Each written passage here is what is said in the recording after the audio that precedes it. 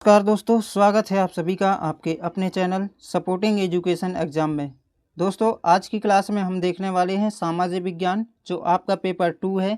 इसके अंतर्गत जो आपने सामाजिक विज्ञान सब्जेक्ट जो है चयन किया होगा, जितने भी अभ्यर्थी सामाजिक विज्ञान से सीटेट परीक्षा देने वाले हैं उनके लिए वेरी इंपॉर्टेंट क्लास है। तो इसलिए यहाँ पे आपको मिलेंगी कंप्लीट NCERT, जो NCERT के फैक्ट जो है सीटेट में पूछे जा सकते हैं, वो सारे आज की जो है क्लास में कवर किए गए हैं। तो आप क्लास में एंड तक बने रहें ताकि आप चीज़ों को समझ सकें। और यहाँ पे हम टोटल 100 क्वेश्चन करने वाले हैं। तो 100 क्वेश्चन यदि हम करेंगे तो आपके जो है कम से कम यहाँ से 50% जो है क्वेश्चन आने की उम्मीद हो जाती है।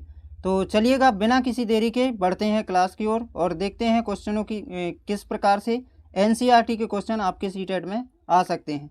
तो चलिएगा बढ़ते हैं, देखते हैं क्या कहता है पहला क्वेश्चन।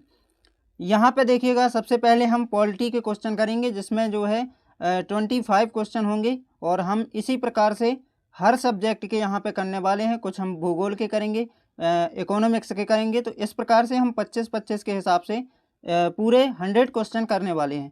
तो सबसे पहले हम देखते हैं पॉलिटी, जिसमें हम राजनीति विज्ञान के अंतर्गत कम से कम 25 क्वेश्चन हम देखने वाले हैं।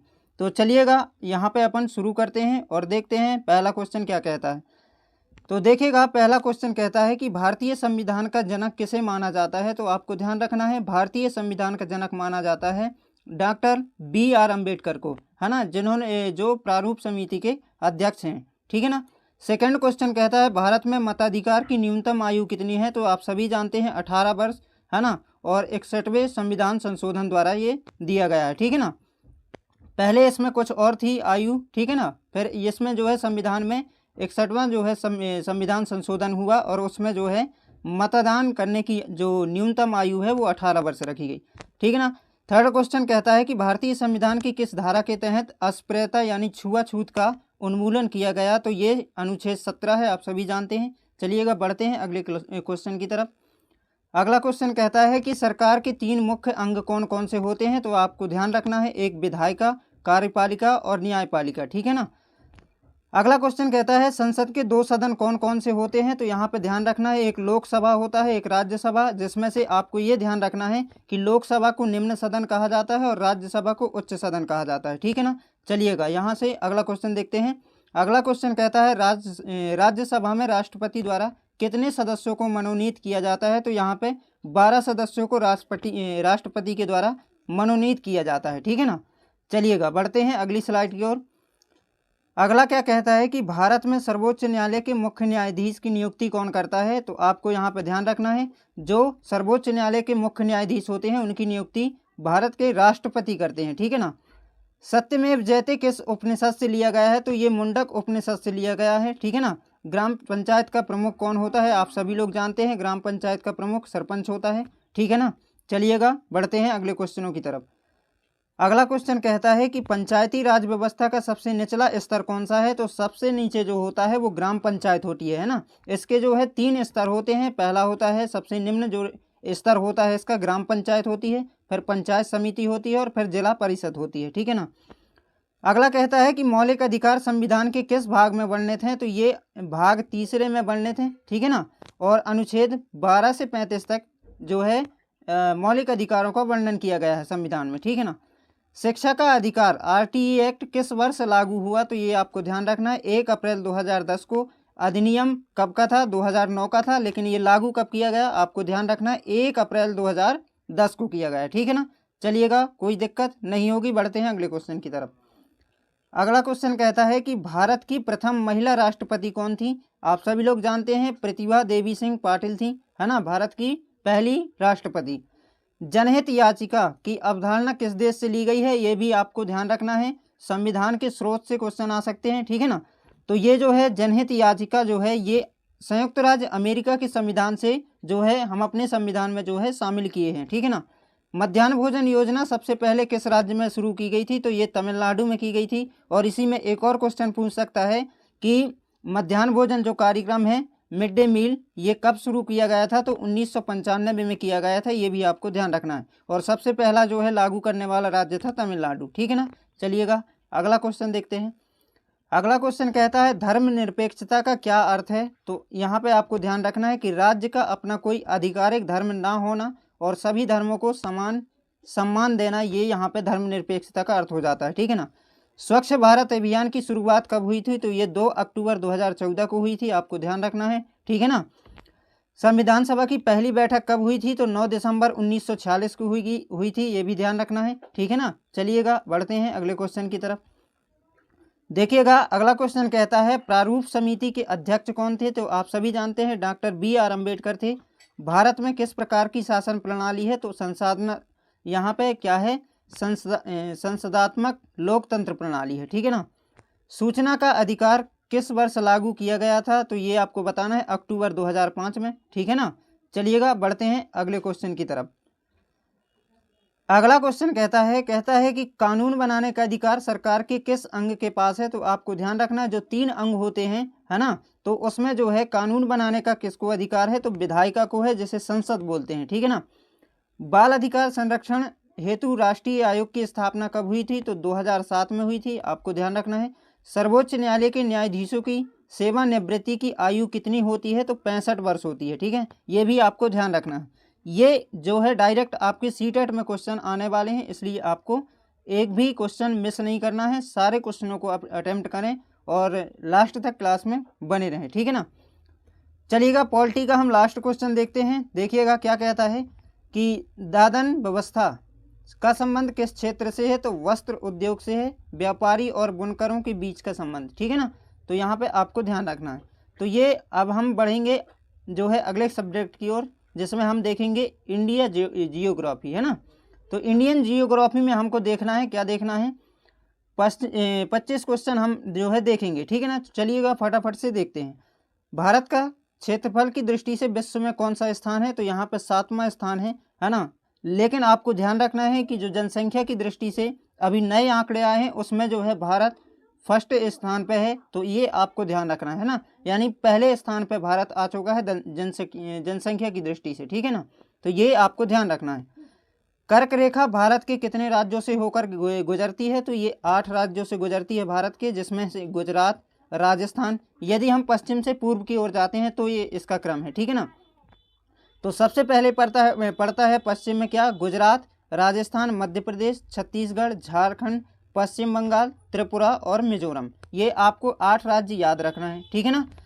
भारत का मानक समय किस देशांतर से लिया गया है। तो 82.5 डिग्री पूर्वी देशांतर, जो मिर्ज़ापुर यूपी में, ठीक है ना, यहाँ से आपको ध्यान रखना है। चलिएगा अगला क्वेश्चन देखते हैं।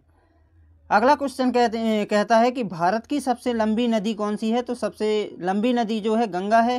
तो ये तो आसान है, लेकिन इसका आपको जो है लंबाई कितनी है ये ध्यान रखना है। तो 25 किलोमीटर, यानी कितना हो जाएगा, 2525 किलोमीटर, ठीक है ना। दक्षिण भारत की सबसे लंबी नदी किसे कहा जाता है। तो गोदावरी। सबसे लंबी नदी दक्षिण भारत की जो है गोदावरी है, ठीक है ना। भारत का एकमात्र सक्रिय ज्वालामुखी कौन सा है। तो बैरन द्वीप है, जो अंडमान निकोबार द्वीप में स्थित है, ठीक है।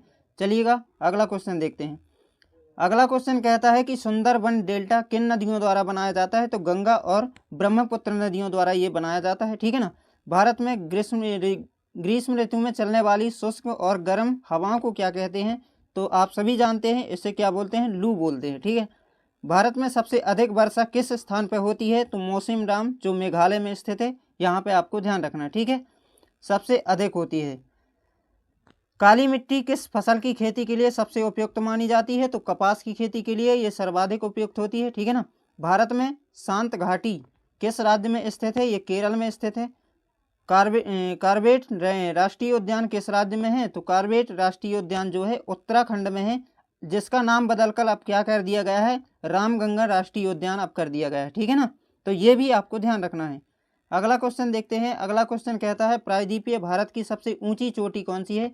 तो प्रायद्वीपीय भारत की सबसे ऊंची चोटी जो है ये अन्नामुडी है ना, जिसका जो है कितनी मीटर ऊंची है, ये लगभग 2695 मीटर ऊंचाई है, ठीक है ना। नीलगिरी पहाड़ियों की सबसे ऊंची चोटी कौन सी है। तो डोडा बेटा है, आपको ध्यान रखना है। झूम खेती भारत के किस क्षेत्र में प्रमुख रूप से होती है। तो ये होती है उत्तर पूर्वी भारत में, ठीक है। चलिएगा बढ़ते हैं अगले क्वेश्चन की तरफ। अगला क्वेश्चन देखिएगा, भारत में हरित क्रांति का जनक किसे माना जाता है? तो MS स्वामीनाथन को माना जाता है, ये भी ध्यान रखना है। भारत का सबसे बड़ा बॉक्साइट उत्पादक राज्य कौन सा है? उड़ीसा। उड़ीसा आपको ध्यान रखना है। भाखड़ा नागल परियोजना किस नदी पर निर्मित है? तो ये सतलुज नदी पर स्थित है, ठीक है ना। चलिएगा फटाफट से देखते हैं, है ना। अगला क्वेश्चन कहता है कि झीलों की नगरी के नाम से भारत का कौन सा शहर प्रसिद्ध है? तो ये उदयपुर है, जो राजस्थान में स्थित है, ठीक है ना। भारत में सबसे कम वर्षा वाला स्थान कौन सा है? तो लेह लद्दाख में जो स्थित है, ठीक है ना। लक्षद्वीप समूह किस महासागर या सागर में स्थित है? तो अरब सागर में स्थित है। ये डायरेक्ट क्वेश्चन आपके जो है NCERT से लिए गए हैं और आपकी जो है सीटेट में आने के फुल चांस है, ठीक है ना। चलिएगा अगला क्वेश्चन देखते हैं। अगला क्वेश्चन कहता है कि भारत और चीन के बीच की सीमा रेखा को क्या बोलते हैं? तो मैकमोहन रेखा, ठीक है ना। भारत की सबसे बड़ी मीठे पानी की प्राकृतिक झील कौन सी है? तो बुलर झील है, जो जम्मू कश्मीर में स्थित है, ठीक है ना। भारत में श्वेत क्रांति का संबंध किससे है? तो आप सभी जानते हैं श्वेत क्रांति का संबंध है दूध उत्पादन से, जिसके जनक हैं वर्गीस कुरियन, ठीक है। चलिएगा अगला क्वेश्चन देखते हैं। और लास्ट क्वेश्चन जियोग्राफी का, यहाँ पे हम देखेंगे भारत के किस राज्य में सबसे लंबा समुद्री तटबंध है? तो ये आपको ध्यान रखना है, सबसे लंबा जो समुद्री तटबंध है वो किसका है? तो ये गुजरात का है। अभी नया आंकड़ा आया है, इसमें भी गुजरात ही होगा, ठीक है ना, तो आपको ध्यान रखना है, ठीक है। चलिएगा अब हम देखते हैं वर्ल्ड जियोग्राफी, है ना। अभी हमने इंडियन जियोग्राफी देखा है, अब थोड़ी सा हम जो है 25 क्वेश्चन हम देखेंगे वर्ल्ड जियोग्राफी से। चलिएगा देखते हैं जल्दी से। सौरमंडल का सबसे बड़ा ग्रह कौन सा है? तो बृहस्पति है, आपको ध्यान रखना है। नीला ग्रह किसे कहा जाता है? तो पृथ्वी को नीला ग्रह कहा जाता है। और पृथ्वी अपने अक्ष पर कितने अंश झुकी हुई है? तो 23.5 डिग्री ये झुकी हुई है, ठीक है ना। चलिएगा अगला क्वेश्चन देखेंगे। अगला क्वेश्चन कहता है कि भारत की जुड़वा बहन किस ग्रह को कहा जाता है? तो ये शुक्र को कहा जाता है ना, क्योंकि ये पृथ्वी के समान ही है इसका व्यास, ठीक है ना। 0 डिग्री अक्षांश रेखा भारत जो है किस नाम से जानी जाती है? तो इसको आपको ध्यान रखना है, एक तो इसे विषुवत रेखा कहते हैं और एक कहते हैं भूमध्य रेखा, है ना। तो आपको दोनों चीज़ें याद रखना है, और ये 0 डिग्री पर स्थित है, ठीक है ना। 0 डिग्री देशांतर रेखा कहाँ से गुजरती है? तो आपको ध्यान रखना है ग्रीनविच लंदन से गुजरती है, ठीक है। चलिएगा अगला क्वेश्चन देखते हैं। अगला क्वेश्चन है पृथ्वी की सबसे आंतरिक परत को क्या बोलते हैं? क्रोड बोलते हैं। वायुमंडल में सबसे अधिक मात्रा में पाई जाने वाली गैस कौन सी है? तो नाइट्रोजन है, जो 78% है। ओजोन परत वायुमंडल के किस परत में पाई जाती है? समताप मंडल में पाई जाती है, आपको ध्यान रखना है, ठीक है ना। चलिएगा फटाफट से देखते हैं। अगला क्वेश्चन कहता है मौसम संबंधी सभी घटनाएं जैसे वर्षा, कोहरा, तूफान वायुमंडल की किस परत में होती हैं? तो क्षोभ मंडल में होती हैं ये सारी घटनाएं, ठीक है ना। विश्व का सबसे बड़ा महाद्वीप कौन सा है? एशिया महाद्वीप है। विश्व का सबसे छोटा महाद्वीप कौन सा है? ऑस्ट्रेलिया है, ठीक है। चलिएगा बढ़ते हैं अगले क्वेश्चन की तरफ। अगला क्वेश्चन कहता है विश्व का सबसे बड़ा महासागर कौन सा है? तो प्रशांत महासागर है। एस आकार का महासागर कौन सा है? तो अटलांटिक महासागर है। ये डायरेक्ट क्वेश्चन आपकी सीटेट में आ जाएंगे। विश्व की सबसे लंबी नदी कौन सी है? तो नील नदी है, जो अफ्रीका में स्थित है, ठीक है ना। चलिएगा बढ़ते हैं अगले क्वेश्चन की तरफ। अगला क्वेश्चन कहता है कि आयतन की दृष्टि से विश्व की सबसे बड़ी नदी कौन सी है? तो आयतन की जब बात करता है तो अमेजन नदी हो जाती है, जो दक्षिण अमेरिका में स्थित है, ठीक है ना। विश्व की सबसे ऊंची पर्वत चोटी कौन सी है? तो माउंट एवरेस्ट है ना, जो इसकी ऊंचाई कितनी है? 8,848.86 मीटर, ठीक है। ये आपको ध्यान रखना है। विश्व का सबसे बड़ा गर्म मरुस्थल कौन सा है? तो सहारा मरुस्थल है, जो अफ्रीका में है, ठीक है ना, ध्यान रखिएगा।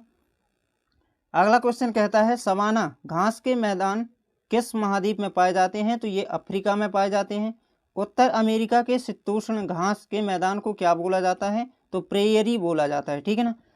दिन और रात बराबर होने की स्थिति वर्ष में कब होती है? तो ये आपको ध्यान रखना है, एक तो होती है 21 मार्च को और एक होती है 23 सितंबर को, ठीक है ना।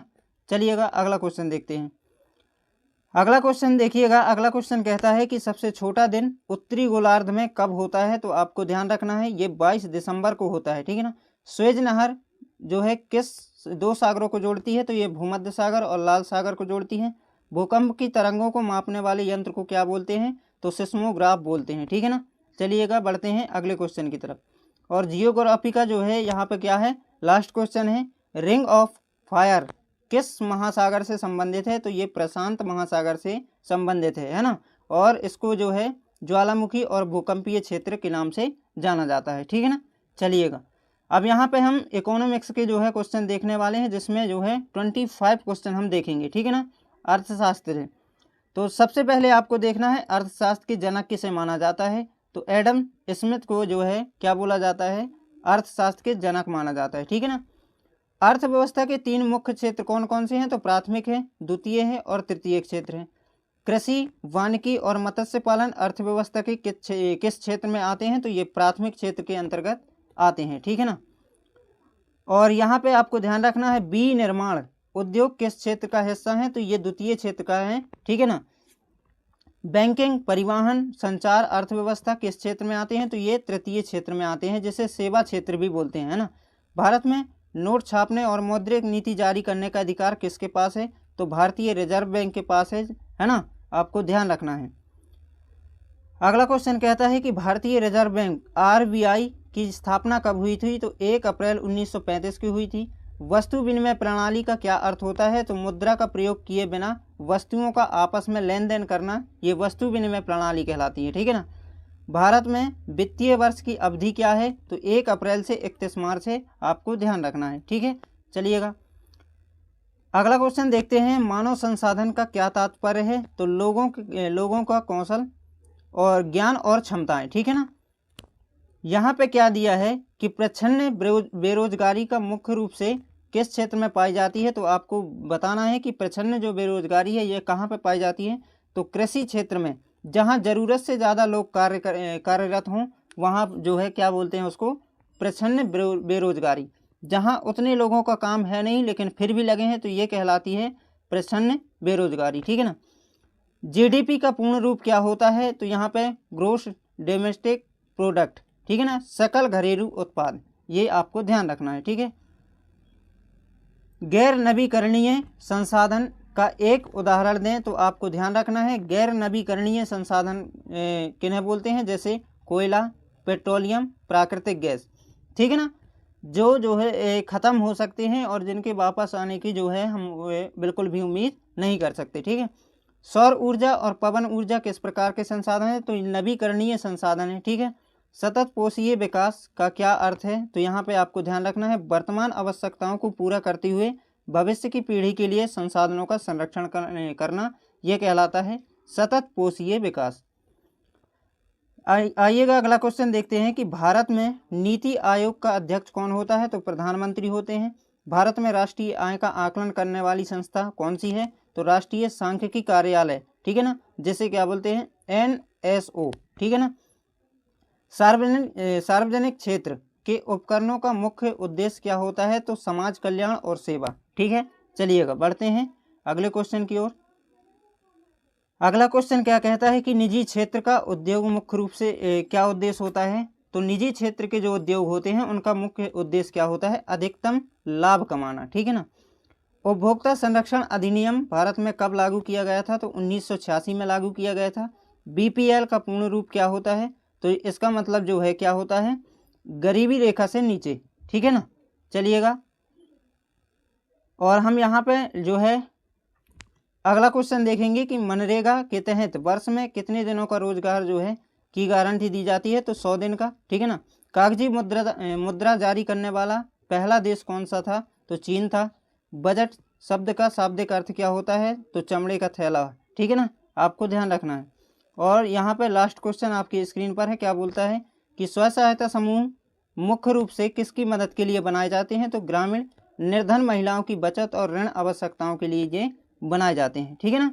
तो यहाँ पे आपके जो है 100 क्वेश्चन जो है कंप्लीट हुए, और आप सभी लोग अपनी बढ़िया तरीके से तैयारी करें, और मिलते हैं इसी तरीके से नेक्स्ट क्लास में। तब तक के लिए आप सभी को जय हिंद।